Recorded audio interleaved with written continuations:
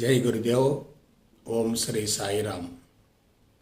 అనంత ప్రేమ స్వరూపులారా, నిన్న మీరు గురు సందేశంలో గురు శిష్యుల సంబంధం అనే అంశాన్ని గురించి తెలుసుకున్నారు. ఈరోజు తల్లిదండ్రులే గురువులు అనే అంశాన్ని గురించి తెలుసుకోబోతున్నారు. ఈరోజు అంశానికి వెళ్ళబోయే ముందు నిన్న మీరు విన్నటువంటి అంశాన్ని గురించి ఒకసారి సమీక్షించుకుందాం. గురువుకి ఉపాధ్యాయుడికి మధ్యన ఉన్నటువంటి వ్యత్యాసం ఏమిటి? ఉపాధ్యాయుడు జన ఆవాసాలలో ఉంటాడు. ప్రభుత్వం నిర్ణయించినటువంటి పాఠ్య ప్రణాళికకు అనుగుణంగా బోధన చేస్తూ ఉంటాడు. తన విద్యుక్త ధర్మాన్ని నెరవేరుస్తూ ఉంటాడు. అందుకు తగినట్లుగానే జీతం పుచ్చుకుంటూ ఉంటాడు. విద్యార్థికి ఉపాధ్యాయుడికి మధ్య ఎటువంటి ప్రత్యక్ష సంబంధం ఉండదు. విద్యార్థి తన ఉదర పోషణార్థమే సర్టిఫికెట్ కోసం, జీవన మనుగడ కోసం, జ్ఞానాన్ని నేర్చుకోవటం కోసం ఉపాధ్యాయుడి దగ్గరికి వెళ్తాడు. ఉపాధ్యాయుడు కూడా తన డ్యూటీకి అనుగుణంగా విద్యార్థికి బోధన చేస్తూ ఉంటాడు. అక్కడ కృత్రిమత్వం ఉంటుంది, సహజం అనేది ఉండదు, సత్యం కూడా ఉండదు, ధర్మం కూడా ఉండదు. ఒక ఉపాధ్యాయుడు విద్యార్థికి బోధించేటటువంటి సమాచారం అంతా కూడా అతని ఉదర పోషణార్థానికే ఉపయోగపడుతుంది. కానీ గురువు చేసే పని ఏమిటి? గురువు శిష్యుడి యొక్క అంతరంగాన్ని సమూలంగా స్పృశిస్తాడు, శుద్ధి చేస్తాడు, ఖాళీ చేస్తాడు. ఒక బండరాయిలాగా, మట్టి ముద్దలాగా తన దగ్గరకు వచ్చినటువంటి శిష్యుణ్ణి అజంతా శిల్పంలాగా తయారు చేస్తాడు. ఒక అందమైనటువంటి వస్తువుగా తయారు చేస్తాడు. తన శిష్యుణ్ణి సమాజానికి ఉపయోగపడే విధంగా తీర్చిదిద్దుతాడు. తన అంతరంగంలో ఉన్నటువంటి జ్ఞానాన్ని సమూలంగా దారబోస్తాడు. శిష్యుడు భవిష్యత్తులో ఎలా జీవించాలో అతని జీవన విధానానికి అనుగుణంగా అతన్ని తీర్చిదిద్దుతాడు. ఇదంతా ఎప్పుడు జరగాలి? బ్రహ్మచర్యాశ్రమంలో జరగాలి. ఇవాళ చాలామంది గురువులు ప్రపంచంలోకి వస్తున్నారు. వాళ్ళ దగ్గర చాలామంది శిష్య బృందం తర్ఫీదు పొందుతున్నారు. వీళ్ళంతా ఎవరు? వయసులో తేడా ఉంటుంది, వాళ్ళు నేర్చుకున్నటువంటి విద్యలో తేడా ఉంటుంది, వాళ్ళ జీవన విధానంలో వ్యత్యాసం ఉంటుంది, అంత భిన్నత్వంగా ఉంటుంది. భిన్నత్వంగా ఉన్నటువంటి ఆ శిష్యులకి గురువు సమాచారాన్ని అందిస్తూ ఉంటాడు. అయితే శిష్యుడు తన సమస్యల పరిష్కారం కోసమో, రుగ్మతలు తొలగించుకోవటం కోసమో గురువుని ఆశ్రయిస్తూ ఉంటాడు. గురువు కూడా అతనికి రుగ్మతలకు మూల కారణాన్ని తెలియజేస్తాడు, సమస్యల పరిష్కారం కోసం మార్గం చూపిస్తాడు. శిష్యుడి నుండి కూడా ప్రతిఫలాన్ని ఆశిస్తాడు. ఆ విధంగా ప్రస్తుతం గురు శిష్యుల సంబంధం అనేది కృత్రిమంగా తయారైంది, ఆర్టిఫిషియల్గా తయారైంది. మరొక మాటలో చెప్పాలంటే శిష్యుల మీదనే గురువులు ఆధారపడుతున్నారు. సంస్థలు కూడా చాలా ఎక్కువ సంఖ్యలో వెలుగులోకి వస్తున్నాయి. కానీ వచ్చినటువంటి శిష్య బృందంలో ఎటువంటి మార్పు రావటం లేదు. ప్రభావితం అవుతున్నారు, కానీ మార్పు మాత్రం రావటం లేదు. అందుకు మూల కారణం ఏంటి? ఆ మార్పు అనేది కేవలం ఉపరితలంలో మాత్రమే కనిపిస్తుంది, తాత్కాలికంగా మాత్రమే ఉంటుంది. ఆ తర్వాత కొంతకాలానికి వాళ్ళు మళ్ళా తిరిగి మామూలుగా తయారవుతారు. అయితే గురువు అనుభవాన్ని పొంది తన అనుభవ సారాన్ని శిష్యుడికి అందించగలిగితే శిష్యుడు ఎక్కువ శాతం ప్రభావితం అవుతాడు. కానీ ఒక్క విషయం మాత్రం జాగ్రత్తగా గుర్తుంచుకోండి, ఎవరి జీవితాన్ని వాళ్ళే మార్చుకోవాలి తప్ప మరొకరి ద్వారా తన జీవితం మారదు. గురువులు మార్గదర్శకం చూపిస్తారు తప్ప అంతరంగంలో మార్పు రావాలంటే తనంత తానుగా కృషి చేయాలి. స్వయం కృషి ఉంటేనే గురువు యొక్క మార్గదర్శకత ఉపయోగపడుతుంది. స్వయం కృషి లేకుండా గురువు మీద ఆధారపడకూడదు. గురువుతో భౌతిక సంబంధాన్ని ఏర్పరచుకోకూడదు. గురువు పట్ల విశ్వాసం శరణగతి ఉండాలి కానీ అంధవిశ్వాసం ఉండకూడదు. భౌతికపరమైన శరణాగతి ఉండకూడదు. తన అంతరంగాన్ని సమూలంగా శుద్ధిగా ఉంచుకోవటం కోసం గురువును ఒక నిచ్చెన మాదిరిగా వాడుకోవాలి. గురువుతో ఎటువంటి శాశ్వత బంధాన్ని కోరుకోకూడదు. నదిని దాటటం కోసం తప్పనిసరిగా పడవను ఉపయోగించాలి. నదిని దాటిన తర్వాత పడవ యొక్క అవసరం ఉండదు కదా. కాబట్టి నదిని దాటిన తర్వాత కూడా పడవను మోసుకొని వెళ్ళకూడదు. అది సాధ్యం కాదు. అయితే జ్ఞానం ఇచ్చినటువంటి గురువు పట్ల కృతజ్ఞత ఉండాలి, గౌరవం ఉండాలి. ఒక మాటలో చెప్పాలంటే గురువుని మనసులోనే ఆరాధిస్తూ ఉండాలి. గురువు యొక్క అంతరంగాన్ని తన అంతరంగంతో స్పృశించాలి తప్ప గురువు యొక్క పాదాల కోసం పరితపించకూడదు. గురువుతో భౌతిక సంబంధాన్ని ఆశించకూడదు. అవన్నీ చాలా ప్రమాదకరమైనటువంటి విధానాలు. మనం 21వ శతాబ్దంలో ఉన్నాం. పాతకాలపు విధానాలను నవీన మేధస్సులపై బలవంతంగా ప్రయోగించకూడదు. అది చాలా ప్రమాదకరం. అందువల్ల గురు శిష్యుల సంబంధం అనేది సాంకేతిక పరంగా ఉండాలి. ఒకప్పుడు గురుకులాల్లో గురువులతోటి సంవత్సరాల తరబడి కలిసి ఉండేవాళ్ళు. వాళ్ళంతా ఎవరు? బ్రహ్మచర్య ఆశ్రమాన్ని పాటించేవారు. లేత హృదయాలుగా ఉంటారు. తెల్లగాయిత మాదిరిగా ఉంటారు. గురువుతో నిరంతరం కలిసి ఉండటం ద్వారా గురువు యొక్క ప్రభావం వాళ్ళ జీవితం మీద ప్రత్యక్షంగా ఉంటుంది. విద్యాభ్యాసం పూర్తయిన తర్వాత గురువుకి ఉచిత రీతిలో గురుదక్షిణ ఇచ్చి ఆ తర్వాత ప్రపంచంలోకి వెళ్ళిన తర్వాత గృహస్థ జీవితాన్ని ప్రారంభించాలి. ముందు బ్రహ్మచర్యం, తర్వాత గృహస్థు, తర్వాత వానప్రస్థం, ఆ తర్వాతనే సన్యాసి దశ. సో ఇవన్నీ కూడా దశల వారీగా జరుగుతాయి. అయితే జాగ్రత్తగా విశ్లేషించుకునేటట్లయితే మన జీవితానికి మొట్టమొదటి గురువులు తల్లి, తండ్రి. ఈ రహస్యం చాలామందికి తెలియటం లేదు. గురువు అంటే ఎవరు? జ్ఞానాన్ని పంచేవాడు, జ్ఞానాన్ని అందించేవాడు, జ్ఞానాన్ని దారబోసేవాడు. జ్ఞాన నిధిగా ఉండాలి. జ్ఞానమైనటువంటి సంపదను పుష్కలంగా సమకూర్చుకొని ఉండాలి. కాబట్టి జ్ఞానాన్ని అందించేటటువంటి ప్రతి వ్యక్తి గురువు అవుతాడు. తాను ఆచరిస్తూ అనుభవసారాన్ని అందించగలిగితే శిష్యుడు తప్పనిసరిగా ప్రభావితమవుతాడు. అయితే వాస్తవానికి తల్లి, తండ్రి ఇద్దరెవరు? మొట్టమొదటి గురువులు.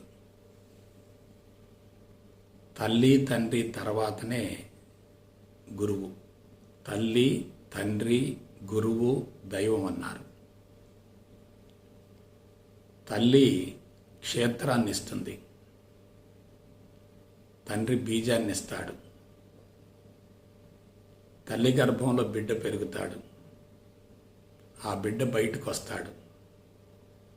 ఆ బిడ్డను తల్లిదండ్రులు కొంతకాలం సంరక్షిస్తారు. ఆ తర్వాత గురువు దగ్గరకు పంపిస్తారు. ఆ గురువు తర్వాత ఆ బిడ్డను ఆత్మజ్ఞానం ద్వారా, బ్రహ్మజ్ఞానం ద్వారా భగవంతుని వైపుకు మళ్ళిస్తాడు. అందుకే తల్లి, తండ్రి, గురువు, దైవం అన్నారు. ఈ నలుగురు కూడా మానవ జీవితంలో కీలక పాత్ర పోషించేవారే. దైవం ద్వారానే విశ్వం మొత్తం ఆవిర్భవించి మరలా తిరిగి విశ్వంలో కలిసిపోతుంది కదా. దైవం చాలా అవసరం. కానీ మన జన్మకు ప్రత్యక్షమైనటువంటి దైవాలు ఎవరు? తల్లి, తండ్రి ఇద్దరే కదా. ఆ తర్వాతనే గురువు, ఆ తర్వాతనే భగవంతుడు. కాబట్టి ఎవరి జీవితానికైనా తల్లిదండ్రులే మొట్టమొదటి గురువులు. ముందు తల్లిని గురించి ప్రస్తావించాలి, తర్వాత తండ్రిని గురించి ఆలోచించాలి, ఆ తర్వాతనే గురువు, ఆ తర్వాతనే భగవంతుడు. మరొక కీలకమైన అంశం ఏంటంటే, ఒక వ్యక్తి పసితనంలో ఉన్నప్పుడు మాత్రమే జ్ఞానాన్ని స్వచ్ఛంగా అందుకోగలుగుతాడు. అంతరంగం కలుషితమైన తర్వాత జ్ఞాన సముపార్జన అనేది సాధ్యం కాదు. కాబట్టి ఏది ముఖ్యం? అంతరంగం చాలా ముఖ్యం.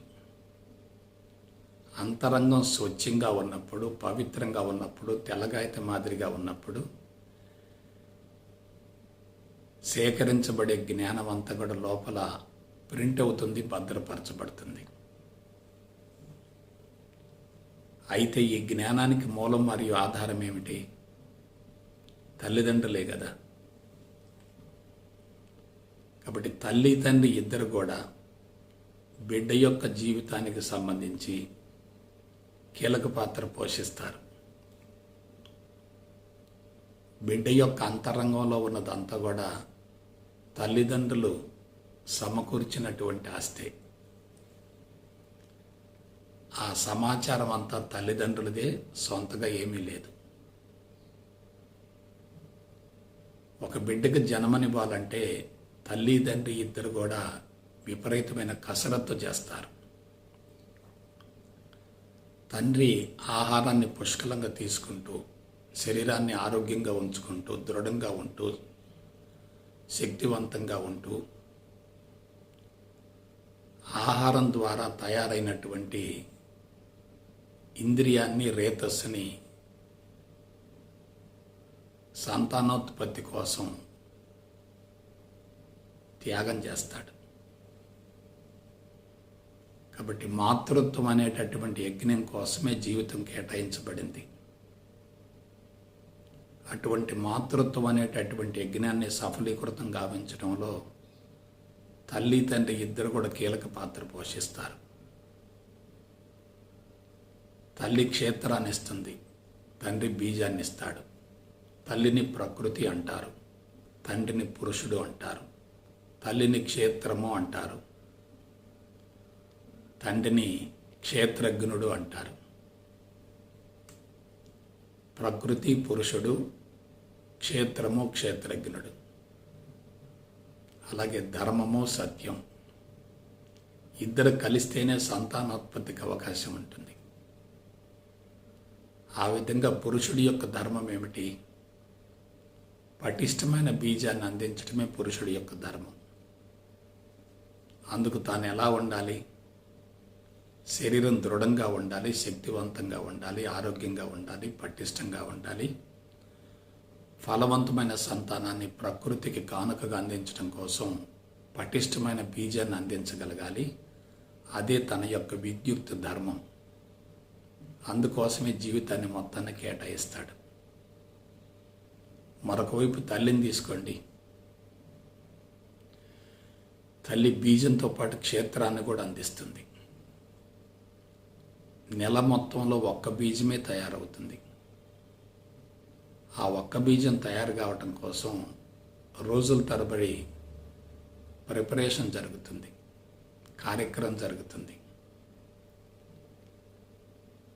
అనేక వేల కణాల యొక్క పోషక పదార్థం అంతా కూడా ఈ బీజానికి సమకూర్చబడుతుంది. ఈ విధంగా తల్లి, తండ్రి ఇద్దరు కూడా బీజాన్ని విడుదల చేయడానికి హార్మోన్స్ కీలక పాత్ర పోషిస్తాయి. పురుషుడిలో టెస్టోస్టిరాన్ అనే హార్మోన్ ఎక్కువగా ఉంటుంది. స్త్రీలలో ఈస్ట్రోజన్ అనబడే హార్మోన్ ఎక్కువగా ఉంటుంది. తండ్రి యొక్క మనోభావాలు ఒక రకంగా ఉంటాయి, తల్లి యొక్క మనోభావాలు ఇంకొక రకంగా ఉంటాయి. బీజాలను విడుదల చేసేటప్పుడు తల్లి తండ్రి ఇద్దరి యొక్క మానసిక స్థితులు ఆ బీజంలో నిక్షిప్తమవుతాయి, రికార్డు గావించబడతాయి. ఆ విధంగా బీజంలో బిడ్డ యొక్క జీవిత ప్రణాళిక మొత్తం కూడా ముందే లిఖించబడుతుంది, నిర్దేశించబడుతుంది.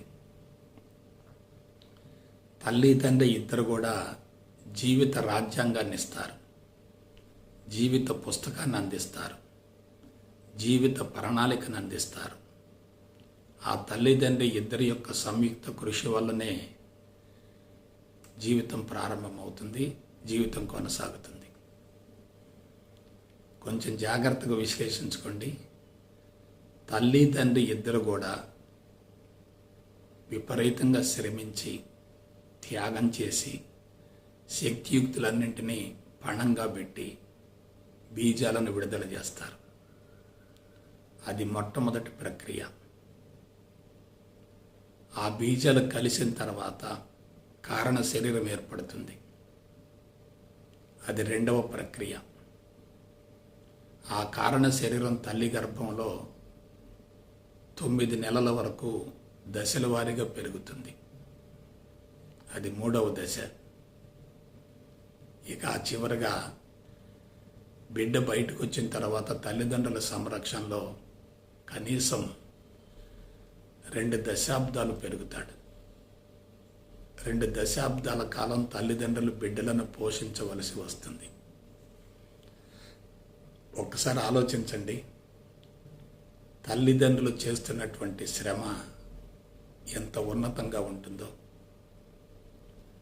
ఫలవంతమైన సంతానాన్ని ప్రకృతిగా కానుకగా అందించడం కోసం వాళ్ళు తమ శక్తియుక్తులన్నింటినీ ధారపోస్తారు, జీవితాలనే పణంగా పెడతారు. ప్రత్యేకించి తల్లి చేసినటువంటి శ్రమకి ఏ రూపంలోనూ బిడ్డ దానిని భర్తీ చేసుకోలేడు. తల్లి బీజాన్ని ఇస్తుంది, క్షేత్రాన్ని ఇస్తుంది, ప్రాణానికి తెగించి ప్రసవ వేదంతో బిడ్డను బయటకు వచ్చిన తర్వాత ఆ బిడ్డను కనీసం 1.5 దశాబ్దాల కాలం కంటికి రెప్పలా కాపాడుకుంటుంది. ఆ బిడ్డను పుష్పంలాగా చూసుకుంటుంది. ఇక అంతకు మించినటువంటి గురువు ఎక్కడున్నాడు? కొంచెం జాగ్రత్తగా ఆలోచించండి. వివాహ వ్యవస్థ అనేది పవిత్రమైన బంధంగా కొనసాగాలి. భార్యాభర్త ఇద్దరు కూడా 2 అర్ధభాగాలుగా ఉండాలి. జోడెడ్ల బండి మాదిరిగా ఉండాలి. సంసారం అనేటటువంటి బండిని 2 ఎడ్లు ముందుకు తీసుకెళ్ళినట్లుగా ఇద్దరు కూడా బాధ్యతలను పంచుకోవాలి. ఒకరికొకరు సహకరించుకుంటూ ఉండాలి. ఒకరికొకరు చేదోడు వాదోడుగా ఉండాలి. ఒకరు మరొకరికి వరంగా ఉండాలి. ఒకరు మరొకరిని సంస్కరించుకుంటూ ఉండాలి. ఇద్దరి జీవితాలు కూడా పెనవేసుకొని ఉండాలి. కన్నీరు పన్నీరు కలిసి పంచుకోవాలి. ఇద్దరు ఆరోగ్యంగా ఉండాలి, దృఢంగా ఉండాలి, శక్తివంతంగా ఉండాలి. వాళ్ళ ధర్మాలను వాళ్ళు సక్రమంగా నెరవేర్చుకునే విధంగా వాళ్ళ జీవితం కొనసాగాలి. కాబట్టి గురువు ఎప్పుడొచ్చాడు? తర్వాత వచ్చాడు. కానీ ముందు ఎవరు? తండ్రి. ఆ తర్వాత ఎవరు? తల్లి. ఆ తర్వాత ఎవరు? గురువు. కానీ జాగ్రత్తగా విశ్లేషించుకుంటే తల్లిదండ్రుల యొక్క మనోభావాలకు ప్రతిరూపమే బిడ్డలు కదా. తల్లిదండ్రులు ఇద్దరి యొక్క శారీరక మానసిక స్థితిలో ప్రతిబింబమే బిడ్డలు కదా. కాబట్టి వాళ్ళ శరీరాల యొక్క ప్రతిరూపమే బిడ్డల యొక్క శరీరాలు. వాళ్ళ మనోభావాల యొక్క ప్రతిరూపమే బిడ్డల యొక్క మనోభావాలు. బిడ్డలకు అందించేటటువంటి అనుభవాలు మొత్తం కూడా తల్లిదండ్రుల యొక్క శారీరక మానసిక స్థితుల ప్రతిరూపాలు. ఇప్పుడు చెప్పండి, మానవ జీవితానికి గురువులు ఎవరు? తల్లి, తండ్రి. భార్యాభర్తల యొక్క సంబంధం ఏర్పడేటప్పుడే బాధ్యతలను పంచుకుంటారు. పురుషుడు స్త్రీకి మాతృత్వాన్ని అందించాలి, బీజాన్ని అందించాలి. ఆ బీజం కూడా పటిష్టంగా ఉండాలి, దృఢంగా ఉండాలి, ఫలవంతమైన సంతానాన్ని అందించే విధంగా ఉండాలి. ఆమెను నిరంతరం కాపాడుతూ ఉండాలి, రక్షణ కల్పిస్తూ ఉండాలి.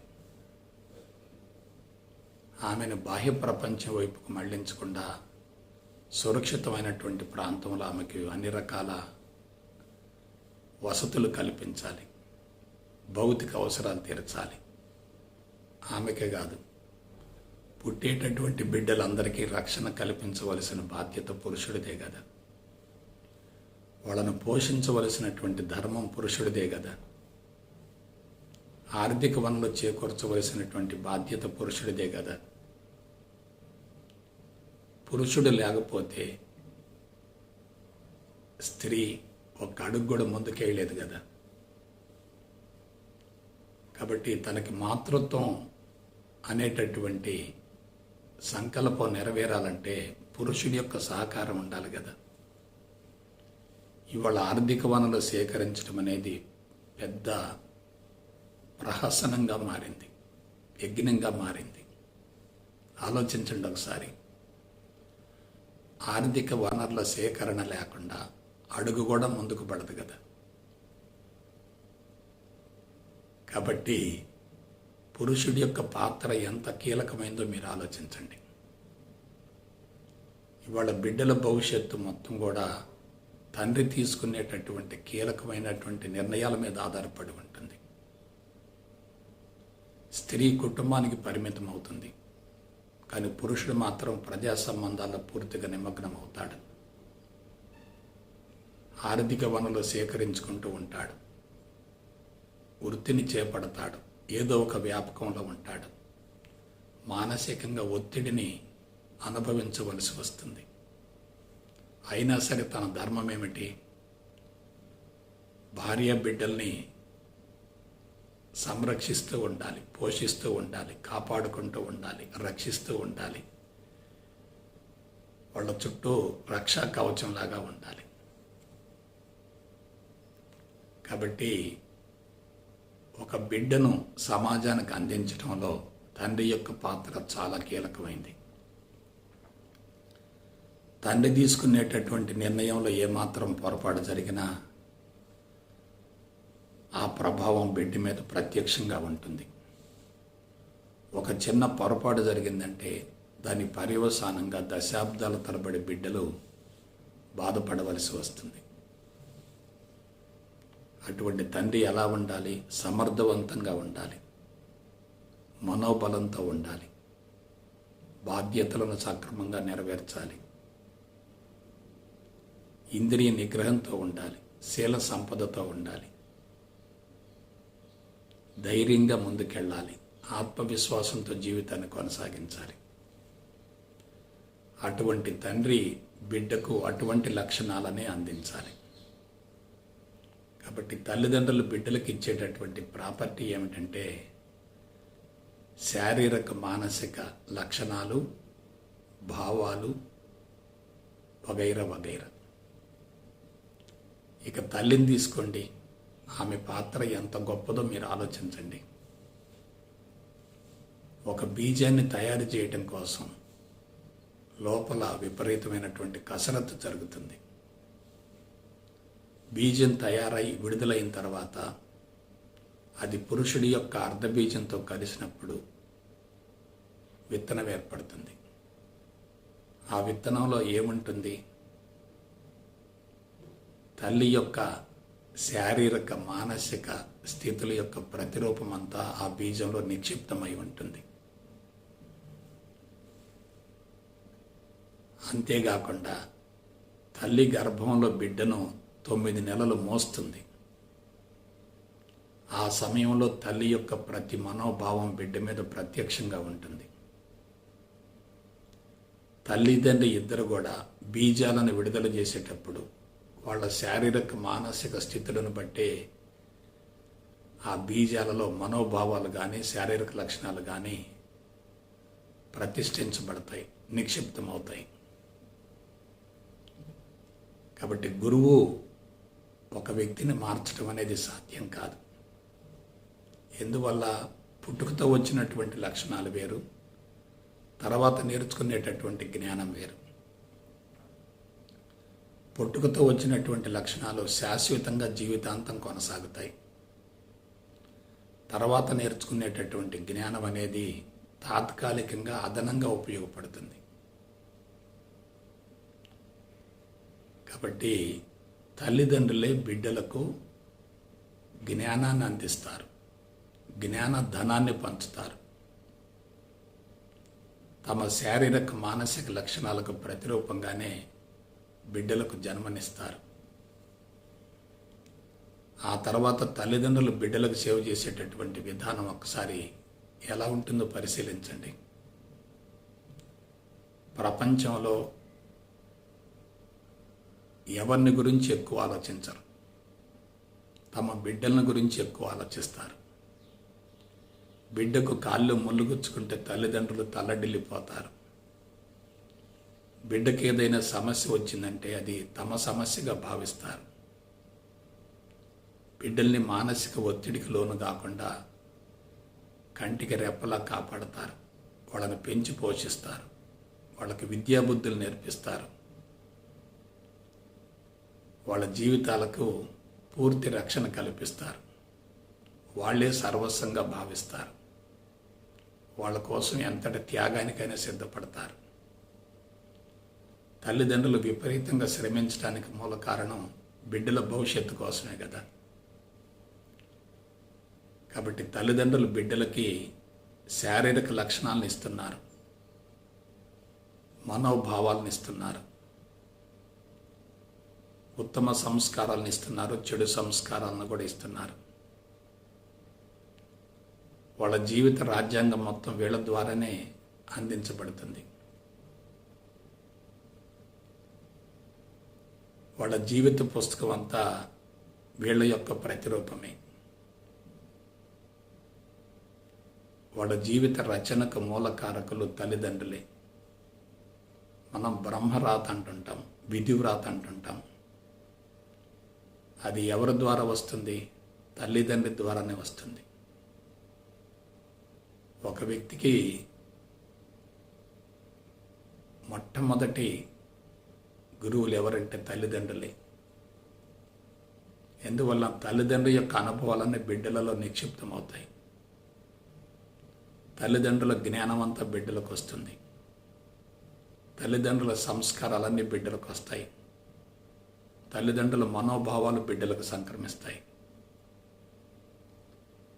తల్లిదండ్రులు ప్రత్యక్ష దైవాలు అవుతారు, ప్రత్యక్ష గురువులు అవుతారు, పరమాత్మలకు ప్రతిరూపం అవుతారు. తల్లి దేవత అయితే తండ్రి దేవుడు అవుతాడు. వాళ్ళిద్దరూ బ్రహ్మ సరస్వతుల్లాగా, విష్ణుమూర్తి లక్ష్మీదేవిలాగా, శివుడు పార్వతుల్లాగా ఉండాలి. కాబట్టి ఆల్రెడీ జీవిత రాజ్యాంగం ముందే బిడ్డకు అందించబడింది కదా. జీవిత పుస్తకం తల్లిదండ్రుల ద్వారానే బిడ్డకు సంక్రమించింది కదా. తల్లిదండ్రుల శారీరక మానసిక లక్షణాలు బిడ్డలకు ప్రతిరూపంగా సంక్రమించాయి కదా. గురువు ఆ సంస్కారాల్ని మార్చలేడు కదా. ఆ సంస్కారాలు పుట్టుకతో వచ్చినాయి, బలంగా ఉంటాయి. వాటిని సంచిత కర్మలు అంటారు. తల్లిదండ్రి ఇద్దరి యొక్క కర్మల మూటే బిడ్డలకు ప్రాపర్టీ అవుతుంది. కర్మ మాలతోటి బిడ్డ జీవితాన్ని ప్రారంభిస్తాడు. ఆ కర్మమాలను ఎవరిచ్చారు? తల్లిదండ్రి ఇద్దరు ఇచ్చారు. తల్లిదండ్రులు సంస్కారవంతులైతే బిడ్డల జీవితం నందనవనం అవుతుంది. తల్లిదండ్రులు ప్రేమగా, అనురాగంగా, ఆప్యాయంగా, ఒద్దికగా, ఐకమత్యంగా కలిసిమెలిసి జీవిస్తూ ఉంటే వాళ్ళ సంరక్షణలో బిడ్డలు ఎలా ఉంటారు? తండ్రి ప్రణాళికాబద్ధంగా, బాధ్యతాయుతంగా వృత్తిని నిర్వహిస్తూ కుటుంబాన్ని పోషిస్తూ బిడ్డలకు ఆదర్శవంతంగా ఉంటే అతడే మొట్టమొదటి గురువు అవుతాడు కదా. తల్లి బిడ్డకు చేసేటటువంటి సేవ మొత్తాన్ని ఒక్కసారి సమీక్షించుకుంటే ఆమె చేసినంత సేవ భూమండలంలో మరొకరెవరూ చేయరు కదా. గురువు కేవలం జ్ఞానాన్ని ఇస్తాడు, సమాచారాన్ని ఇస్తాడు, తనకు తెలిసినటువంటి విషయాల్ని బోధిస్తూ ఉంటాడు. కానీ తల్లిదండ్రుల మాట ఏమిటి? మూలం వాళ్లే కదా, సమాచారం అంతా వాళ్ళదే కదా, శారీరక లక్షణాలు వాళ్ళ నుండి సంక్రమించాయి కదా, మానసిక లక్షణాలు కూడా వాళ్ళ ద్వారానే అందించబడతాయి కదా. విధి వ్రాత అంటే తల్లిదండ్రులు రాసిందే కదా.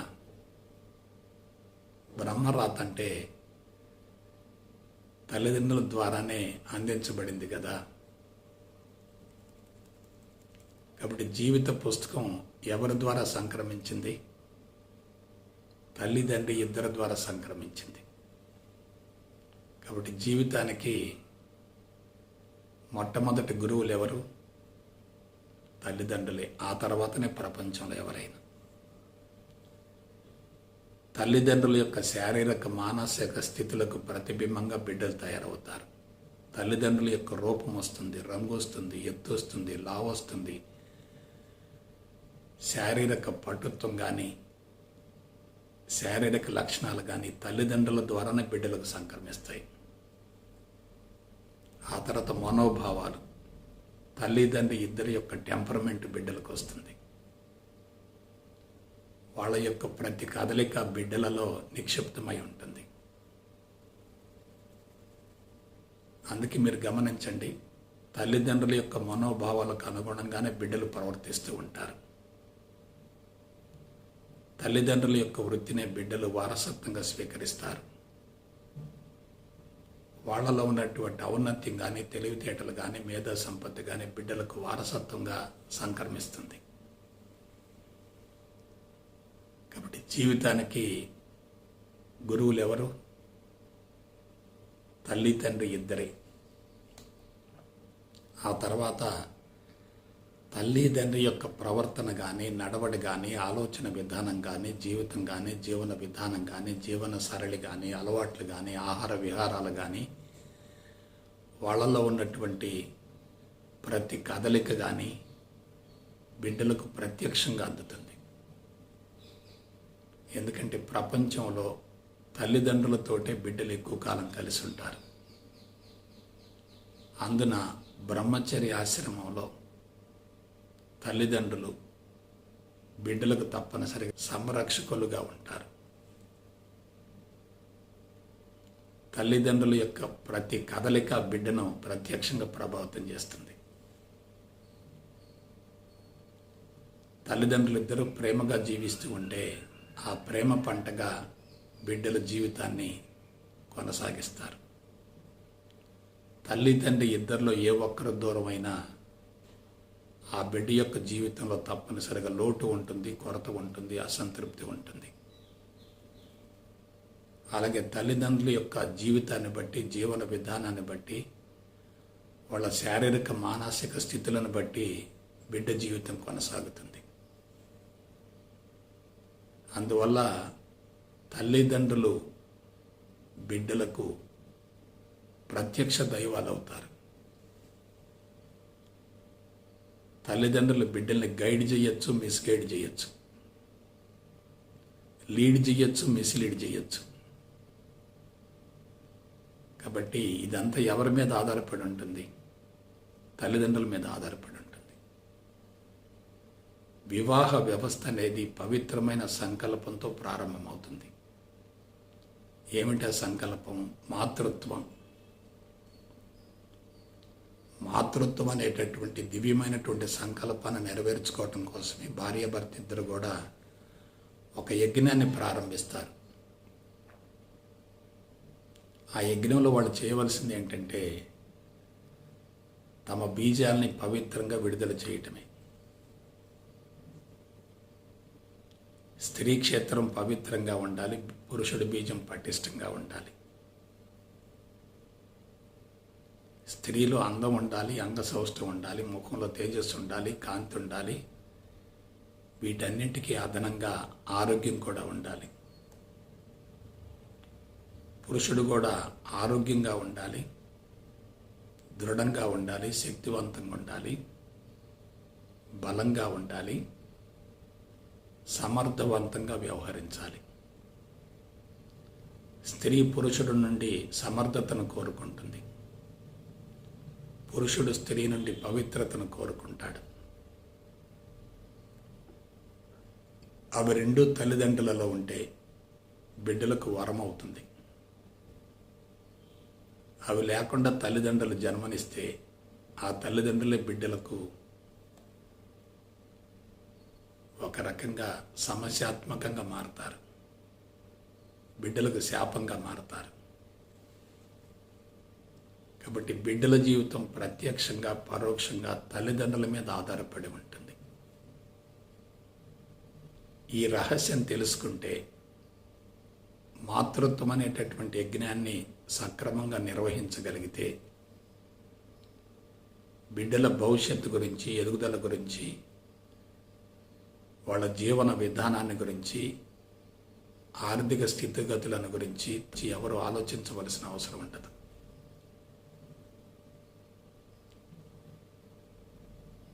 కాబట్టి తల్లి తండ్రి ఇద్దరు కూడా బిడ్డలకు ప్రధానమైనటువంటి గురువులు అవుతారు.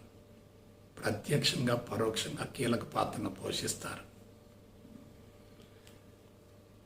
అదేవిధంగా బిడ్డల జీవితంలో ప్రతి మలుపు కూడా తల్లిదండ్రుల మీదనే ఆధారపడి ఉంటుంది.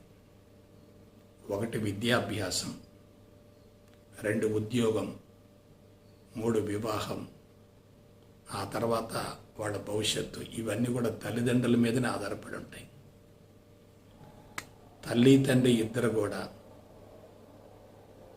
పవిత్రంగా ఉన్నతంగా ఉండి వాళ్ళ పాత్రలను సక్రమంగా పోషించగలిగితే, వాళ్ళ ధర్మాన్ని వాళ్ళు సక్రమంగా నెరవేర్చగలిగితే బిడ్డలకు వాళ్ళు ప్రత్యక్షంగా దైవాల్లా కనపడతారు. వాళ్ళిద్దరి జీవితంలో జీవన విధానంలో ఏమాత్రం అపశృతి ఉన్నా అది బిడ్డలకు గొడ్డలు పెట్టి అవుతుంది. వివాహానికి ముందు జీవితం అనేది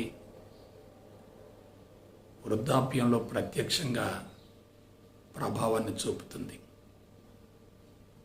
ముందు విత్తనం, తర్వాత మొక్క, ఆ తర్వాత వృక్షం, ఆ తర్వాతనే ఫలాలు. వేప విత్తనాలు వేసుకుంటే వేపకాయలు వస్తాయి, మామిడి విత్తనాలు వేసుకుంటే మామిడికాయలు వస్తాయి.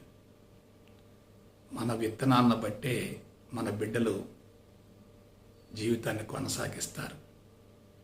మనం అందించేటటువంటి విత్తనాల్లో పొరపాటు ఉంటే బిడ్డలు శాపగ్రస్తులు అవుతారు. తల్లిదండ్రులు చేసినటువంటి మంచి బిడ్డలకు సంక్రమిస్తుంది. ఆ తల్లిదండ్రులు చేసినటువంటి పాపం కూడా బిడ్డలకు శాపంగా మారుతుంది. అందువల్ల మనం ఏం చేయాలి? తల్లిదండ్రుల యొక్క ప్రతి కదలికను జాగ్రత్తగా పరిశీలించాలి. తల్లిదండ్రుల యొక్క ప్రత్యక్ష ప్రభావంతో జీవితం కొనసాగుతుంది కాబట్టి వాళ్ళలో ఉన్నటువంటి మంచిని గమనించాలి, చెడుని గమనించాలి. మంచిని కొనసాగించాలి, చెడుని కరిగించుకోగలగాలి. కాబట్టి అవసరమైన దాన్ని స్వీకరించాలి, ప్రమాదకరమైన దాన్ని వదిలేయాలి. ఇది జీవితం అంటే. గురువులలో కొన్ని లోపాలు ఉండొచ్చు, మనకు అనవసరం. మనకేది అవసరమో దాన్ని స్వీకరించాలి.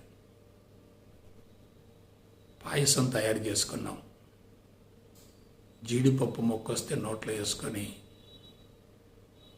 నవిలి మింగాలి. అదే యాలక్కాయ తొక్కొస్తే దాన్ని తీసి అవతల పడేయాలి. తల్లిదండ్రుల యొక్క ప్రతి మనోభావం బిడ్డల్లో ప్రత్యక్షంగా నిక్షిప్తమై ఉన్నప్పుడు బిడ్డలు తల్లిదండ్రులనే గురువులుగా భావించేటట్లయితే ఆ తల్లిదండ్రుల్లో ఉన్నటువంటి లోపాలను సవరించుకోవచ్చు. వాళ్ళలో ఉన్నటువంటి ఔన్నత్యాన్ని, నైతిక విలువల్ని, ధర్మాన్ని, శీల సంపదను కొనసాగించవచ్చు. కాబట్టి తల్లిదండ్రుల మధ్య విభేదాలు ఎక్కువగా ఉంటాయి.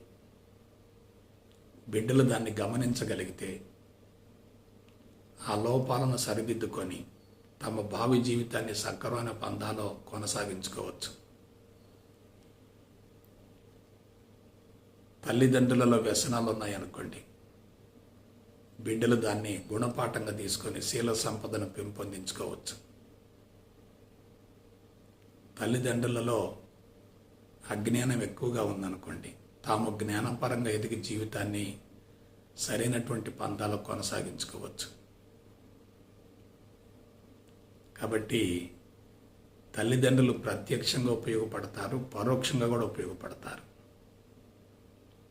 తల్లిదండ్రులు బిడ్డలను పెంచేటప్పుడు ప్రేమతో పెంచాలి తప్ప మోహంతో పెంచకూడదు, బానిసత్వంతో పెంచకూడదు. ఇతరుల మీద ఆధారపడే విధంగా వాళ్ళని తయారు చేయకూడదు. తాము స్వతంత్రంగా ఉంటేనే బిడ్డలను స్వతంత్రంగా జీవించే విధంగా తయారు చేయొచ్చు. తమలో ఉన్న బలహీనతలే బిడ్డలకు వారసత్వంగా సంక్రమిస్తాయి కదా. అయితే బిడ్డలేం చేయాలి? జ్ఞానం ద్వారా తమలో ఉన్నటువంటి లోపాలను గమనించుకోవాలి. ఆ లోపాలకు మూల కారణం తల్లి తండ్రిని తెలుసుకోవాలి. ఆ లోపాలను సవరించుకోవాలి.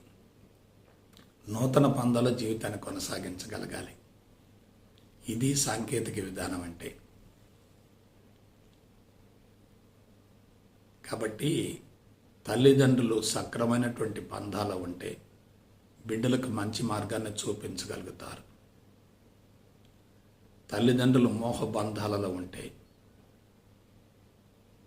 బిడ్డల్ని మోహంతోనే పెంచుతారు తప్ప స్వతంత్రంగా పెంచలేరు. బిడ్డలతో విడరాని బంధాన్ని ఏర్పరచుకోకూడదు.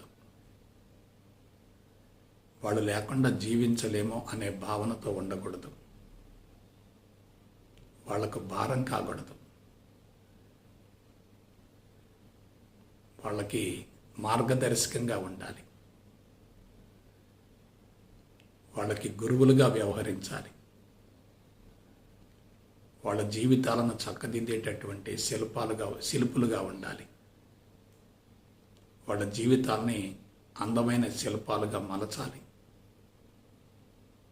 అందుకు తల్లిదండ్రుల యొక్క కృషి కానీ పాత్ర కానీ చాలా ఎక్కువగా ఉంటుంది. తల్లిదండ్రులు అందించేటటువంటి సమాచారం అంతా కూడా బిడ్డల యొక్క అంతరంగంలో నిక్షిప్తం అవుతుంది. లేత హృదయం మీద పడ్డటువంటి బీజాలు చిరస్థాయిగా ఉండిపోతాయి. అవే ఫలాలను ఇస్తాయి. చెడు బీజాలు పడితే భవిష్యత్తులో చెడు ఫలాలు వస్తాయి. మంచి బీజాలు పడితే భవిష్యత్తులో మంచి ఫలాలు వస్తాయి. మంచి ఫలాలకైనా చెడు ఫలాలకైనా తల్లిదండ్రులే బాధ్యత వహించాలి. ఒక తప్పు జరిగిందంటే దాన్ని సరిదిద్దుకోవటానికి దశాబ్దాల తరబడి కాల వ్యవధి అవసరమవుతుంది. బిడ్డల యొక్క ప్రతి కదలికలో తల్లిదండ్రుల యొక్క మార్గదర్శకత్వం అవసరమవుతుంది. తల్లిదండ్రులు వక్ర మార్గంలో ఉంటే ఆ ప్రభావం బిడ్డలపై ప్రత్యక్షంగా ఉంటుంది. తల్లిదండ్రులు ఇద్దరూ సంస్కారవంతులుగా ఉంటే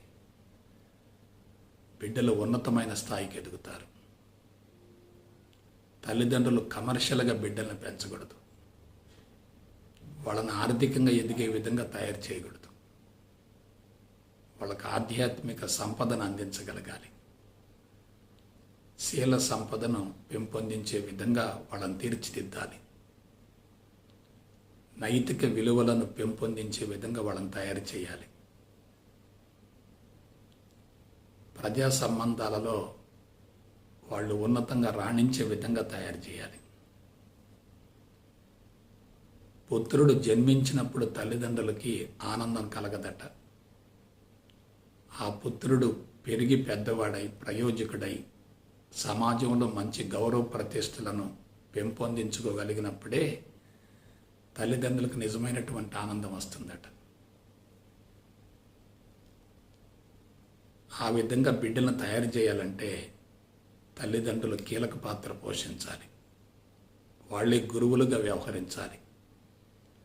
తల్లి నేర్పే మాటలే బిడ్డలు నేర్చుకుంటాడు. తల్లిదండ్రులు నేర్పేటటువంటి మాటలనే బిడ్డ నేర్చుకుంటాడు. తల్లిదండ్రులు ఒక వస్తువును చూపించి దానికి ఒక పేరు పెడితే ఆ పేరు బిడ్డ యొక్క మనసులో చిరస్థాయిగా నిలిచిపోతుంది. చదువు ముఖ్యం కాదు, సంస్కారం ముఖ్యం. ఆర్థిక పరమైనటువంటి అంశాలను దృష్టిలో ఉంచుకొని బిడ్డలు పెంచేటట్లయితే వాళ్ళు తప్పనిసరిగా తల్లిదండ్రులకి సమస్యగా మారతారు. గురువు కేవలం జ్ఞానాన్ని ఇస్తాడు, కానీ తల్లిదండ్రులు ఇద్దరు కూడా అనుభవాన్ని పంచుతారు, ప్రత్యక్ష నిదర్శనాలు అవుతారు. వారిరువురి జీవితం బిడ్డల్ని ప్రత్యక్షంగా ప్రభావితం చేస్తుంది. కాబట్టి జీవితంలో గురువు యొక్క పాత్ర చాలా స్వల్పం, తల్లిదండ్రుల పాత్ర చాలా కీలకం. చాలామందికి ఈ విషయం తెలియటం లేదు. బిడ్డకు చదువు రాకపోతే గురువు యొక్క లోపం అనుకుంటారు. బిడ్డలు తమ మాట వినకపోతే బిడ్డల్ని వ్యతిరేకిస్తూ, బిడ్డల్ని దండిస్తూ, శిక్షిస్తూ ఉంటారు. కానీ వాళ్ళు ఆ విధంగా తయారు కావటంలో తమ బాధ్యత ఏమిటో తెలుసుకోగలగాలి. వాళ్ళ ప్రతి లక్షణం కూడా తమ ద్వారానే సంక్రమించింది కదా.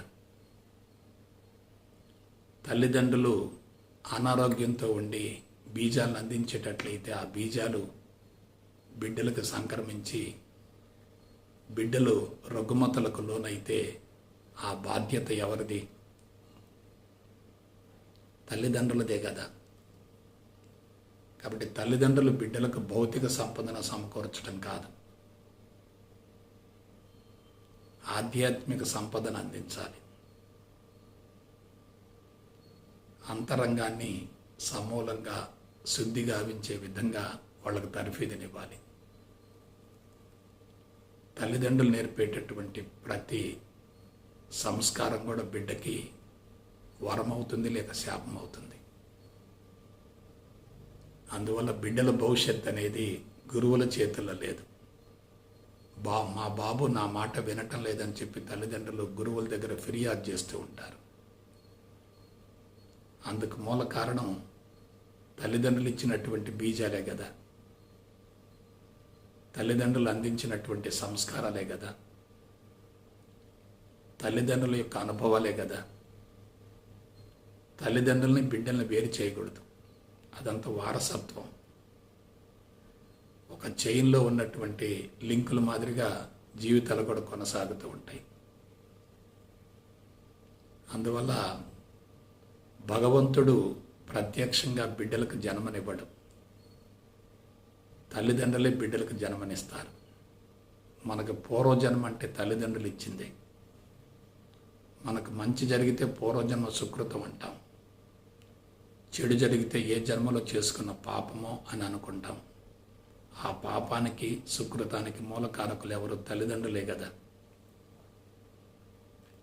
కాబట్టి తల్లిదండ్రుల జీవితాలు బిడ్డలను ప్రత్యక్షంగా ప్రభావితం చేస్తాయి. గురువుల ద్వారా బిడ్డలు తీర్చిదిద్దబడటం అనేది అది సెకండరీ, తర్వాత జరుగుతుంది. కానీ బీజాలను ఇచ్చినటువంటి తల్లిదండ్రులే బిడ్డలకు మూలకారకులు అవుతారు, ప్రథమ గురువులు అవుతారు. ఈ జీవిత సత్యాన్ని తెలుసుకునేటట్లయితే తల్లిదండ్రులు ఉన్నతంగా ప్రవర్తిస్తారు, ఉన్నతంగా ఎదుగుతారు, మహోన్నతమైనటువంటి లక్షణాన్ని ఏర్పరచుకుంటారు. మాతృత్వం అనేటటువంటి యజ్ఞాన్ని పవిత్రంగా సఫలీకృతం గావించుకుంటారు. జీవించటం ముఖ్యం కాదు, మహోన్నతంగా జీవించగలగాలి. అరుదుగా లభించినటువంటి మానవ జన్మను సార్థకం చేసుకోవాలి, సద్వినియోగపరచుకోవాలి. అందుకు తల్లిదండ్రుల యొక్క అండదండలు ఉండాలి, గురువుల యొక్క ఆశీస్సులు ఉండాలి, భగవంతుడి నుండి కృపా కటాక్షాలు అందాలి. ఆ విధంగా అనేక మార్గాల నుండి బిడ్డకు శక్తి అందుతూ ఉండాలి. కాబట్టి గురువులు అంటే ఎవరో కాదు, తల్లిదండ్రులే. అటువంటి గురువులకి వాళ్ళు చేసినటువంటి సేవలకు తప్పనిసరిగా ప్రతిఫలంగా సేవలను అందిస్తూ ఉండాలి. గురువులకి గురుదక్షిణ ఇస్తాం, మరి తల్లిదండ్రులకు కూడా దక్షిణ ఇవ్వాలి కదా. ఆ విధంగా దక్షిణను సమర్పించుకొని వాళ్ళని సంతోషపెట్టాలి. తల్లిదండ్రులకు బిడ్డలు ఇచ్చేటటువంటి గురు దక్షిణ ఏమిటి? వాళ్ళ ముఖంలో ఆనందాన్ని చూడటమే, సంతోషాన్ని చూడటమే. బిడ్డలు ఉన్నతంగా ఎదిగితే తల్లిదండ్రుల యొక్క అంతరంగం ఆనందంతో పొంగిపోతుంది. బిడ్డలు ఏమాత్రం గాడి తప్పినా తల్లిదండ్రుల యొక్క మనసు తల్లడిల్లిపోతుంది. ఆ విధంగా తల్లిదండ్రుల యొక్క రుణం తీర్చుకోవటం అంటే తమను తాము సంస్కరించుకోవటమే.